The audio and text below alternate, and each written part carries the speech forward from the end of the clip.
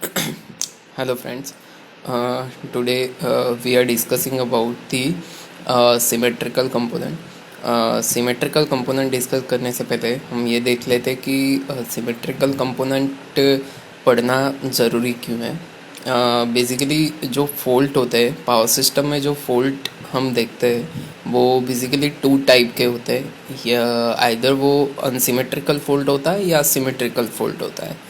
अब ये सिमेट्रिकल और अनसिमेट्रिकल फॉल्ट होते क्या है कि जनरली जो ट्रिपल लाइन फॉल्ट, मतलब हमारी जो थ्री फेज लाइन होते हैं, अगर वो तीनों शॉर्ट हो जाती है किसी वजह से, या फिर तीनों लाइन ग्राउंड के साथ कहीं भी शॉर्ट हो जाती है, तो उस टाइप के फॉल्ट को हम सिमेट्रिकल फॉल्ट हम बोलते हैं. अब वो फॉल्ट को सिमेट्रिकल क्यों बोलते हैं, जनरली उसके लिए थोड़ा पीछे चलते हैं.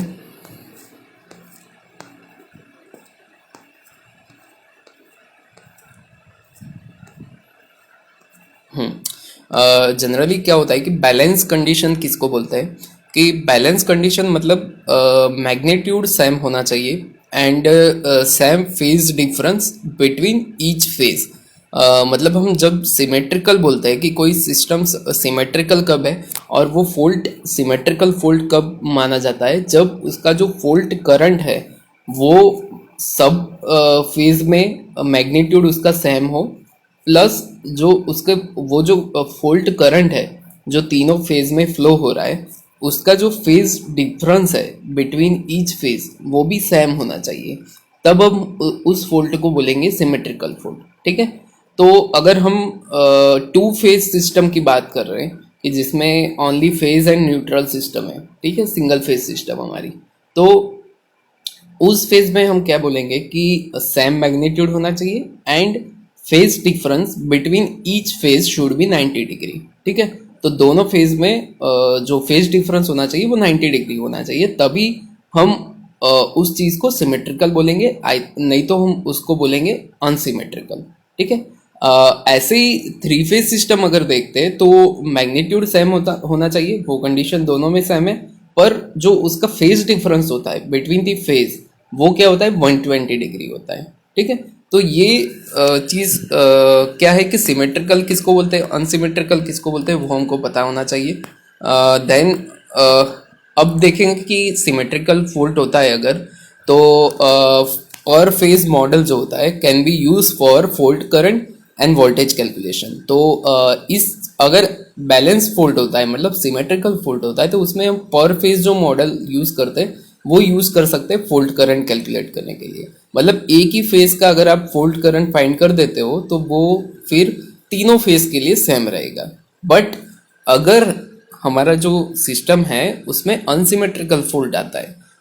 अनसिमेट्रिकल फॉल्ट कौन कौन से होते हैं कि लाइन टू ग्राउंड हो गया, एक लाइन ग्राउंड के साथ कहीं भी कनेक्ट हो गई, आइदर वो ट्रांसमिशन जो टावर होते हैं उसके साथ कहीं कनेक्ट हो गया, या फिर जो अर्थिंग का जो अर्थिंग नहीं बोलते उसको लाइटनिंग केबल बोलते हैं, तो जो लाइटनिंग केबल होता है सबसे ऊपर, अगर उसके साथ कहीं भी शॉर्ट हो जाता है तो उसको हम एलजी फॉल्ट बोलेंगे. फिर एक होता है डबल लाइन फॉल्ट. अगर कोई दो फेज आर वाई या वाई बी कोई भी एक दूसरे के साथ अगर शॉर्ट हो जाता है तो उसको हम डबल लाइन फॉल्ट बोलेंगे. और तीसरा होता है कि अगर डबल लाइन और विथ अगर ग्राउंड भी कहीं कनेक्ट हो रहा है तो उसको हम फिर double line to ground fault बोलेंगे. ठीक है. तो ये अब अगर अनसिमेट्रिकल फॉल्ट कहीं होता है सिस्टम में तो उस कंडीशन में हम पर फेज मॉडल को यूज़ नहीं कर सकते. मतलब कि हम एक फेज का जो करंट कैलकुलेट करते हैं तो फिर ऐसा नहीं बोल सकते कि भी सभी फेज में यही करंट फ्लो होता होगा, क्योंकि यहाँ पे फॉल्ट कैसा है, अनसिमेट्रिकल है, अनबैलेंस कंडीशन है. ठीक है. इस अब फॉल्ट अगर अनसिमेट्रिकल है तो उसका कैलकुलेशन करने के लिए हमको क्या कैलकुलेट करना पड़ेगा कि हर जो तीनों फेज है उसके करंट्स, वोल्टेज और सभी चीज़ हमको कैलकुलेट करनी पड़ेगी. ठीक है. तो ये सब चीज़ें क्या हो जाएगी, मैथमेटिकली बहुत लॉन्ग हो जाएगी.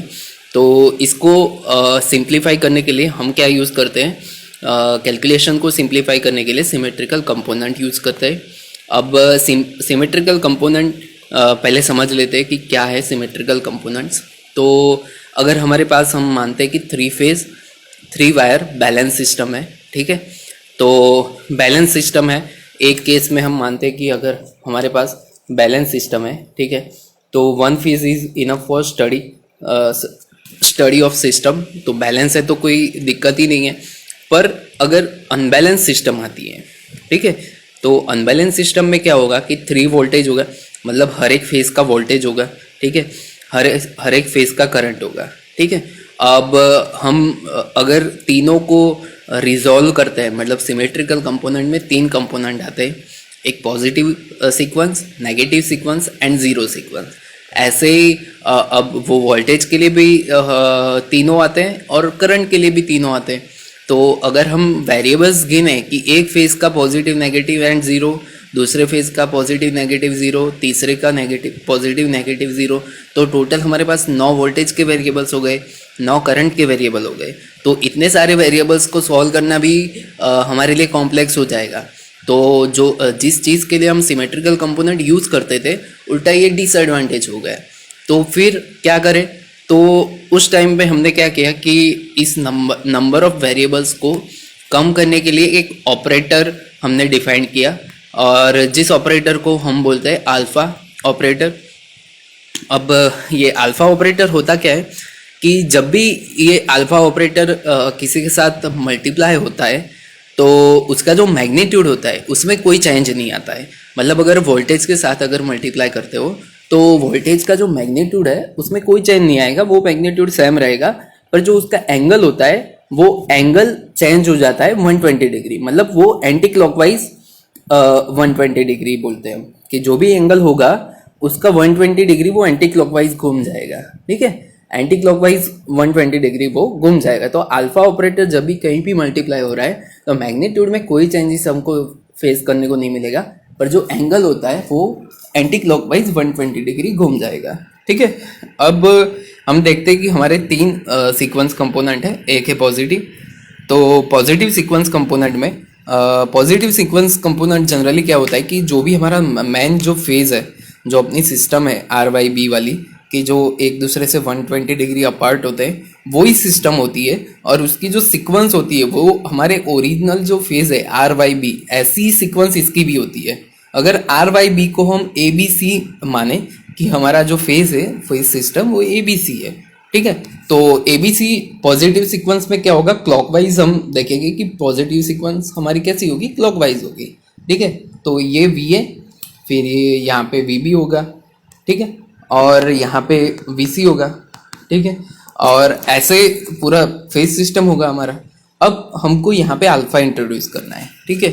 तो जो भी अल्फा इंट्रोड्यूस करना है तो उसमें क्या करेंगे कि हम जो हमारा ये VA1 है उसको VA1 रखेंगे, ठीक है, और जो 2 अदर फेज वोल्टेज है उसको हम कन्वर्ट करेंगे, ऐसे कन्वर्ट करेंगे कि वो एक ही, मतलब हमारा जो वेरिएबल है वो ओनली VA1 ही रहे, बाकी सारे VAB1 और VAC1 वो वेरिएबल्स वहाँ से हट जाए इक्वेशन में से। तो वो कैसे करेंगे कि अगर हम VB1 को अल्फा से मल्टीप्लाई कर दे तो क्या होगा कि जब भी हमने पहले भी देखा कि अल्फा से जब मल्टीप्लाई करोगे तो क्या होगा, 120 डिग्री एंटी क्लॉकवाइज वो घूम जाएगा, मतलब 120 डिग्री यहाँ से एंटी क्लॉकवाइज जाएगा तो वो क्या बन जाएगा, फिर VA1 बन जाएगा। मतलब हम ऐसा बोल सकते हैं कि VB1 is equal to alpha times क्या होगा, अल्फा टाइम्स VA1, ठीक है। ऐसे ही अगर हम यहाँ पे VC1 के लिए देखें कि VC1 क्या होगा, अल्फा टाइम्स VA1, ठीक है। तो यहाँ पे हमको क्या मिल गया कि ये जो चीज़ है VC1 और VB1 in terms of VA1 और VA1 मिल गया है यहाँ पे हमको। ऐसे ही सेम चीज़ कर सकते हैं हम करंट के लिए, ठीक है। तो करंट में भी ऐसी ही सिस्टम होगी, ठीक है। तो करंट और वोल्टेज में इक्वेशन में कोई चेंज नहीं होगा, बस करंट के वेरिएबल्स जहाँ पे V होगा वहाँ पे I हो जाएगा, ठीक है। तो ऐसे ही अगर नेगेटिव सीक्वेंस की बात करें तो नेगेटिव सीक्वेंस में क्या होगा कि जो सीक्वेंस जो फ्लो हो रही है ABC, वो पॉजिटिव सीक्वेंस के मामले में उल्टा हो जाएगा। यहाँ पे हम एंटी क्लॉकवाइज देखते थे ABC, यहाँ पे यहाँ पे क्लॉकवाइज देखते थे, हम यहाँ पे एंटी क्लॉकवाइज देखेंगे ABC, ठीक है। और यहाँ पे जो हम VA1 बोलते थे, हम इसको बोलेंगे VA2, VB2 और VC2, ठीक है। अब इसमें भी हम सेम ये VB2 और VC2 जो है उन दोनों को कन्वर्ट करने की कोशिश करते हैं VA2 के बराबर, ठीक है। तो इसमें भी हम देखेंगे कि जब VB2 इज इक्वल टू क्या होगा, अल्फा टाइम VA2, और VC2 is equal to alpha square time VA2, ठीक है। ऐसे ही करंट को भी बोल सकते हैं। जीरो सीक्वेंस में जनरली क्या होता है कि कोई फेज डिफरेंस होता नहीं है और मैग्नीट्यूड सभी सेम होते हैं, ठीक है।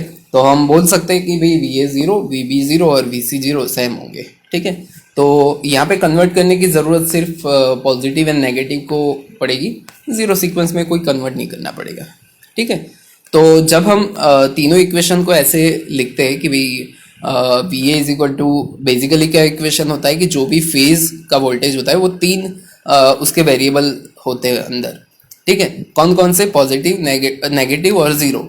तो उसको हम VA को अगर एक्सपांड करें तो VA1, VA2 और VA0 लिख सकते हैं, ठीक है। तो अब हम क्या करेंगे, इसको जैसे VB को भी ऐसे लिख सकते हैं, VC को भी ऐसे लिख सकते हैं, सेम करंट के वेरिएबल्स यहाँ पे लिख सकते हैं। तो हम क्या करेंगे, इसको कन्वर्ट करने की कोशिश करेंगे कि सभी जो वेरिएबल्स, सभी जो इक्वेशन हमको मिल रहे हैं वो VA के फॉर्म में मिले हमको, ठीक है। तो यहाँ पे तो ये VA वाला इक्वेशन तो सेम रहेगा, ठीक है। VB वाला इक्वेशन बदल जाएगा, जो हमने यहाँ पे कन्वर्जन किया था वही कन्वर्जन वाले यहाँ पे हम रख रहे हैं, ठीक है।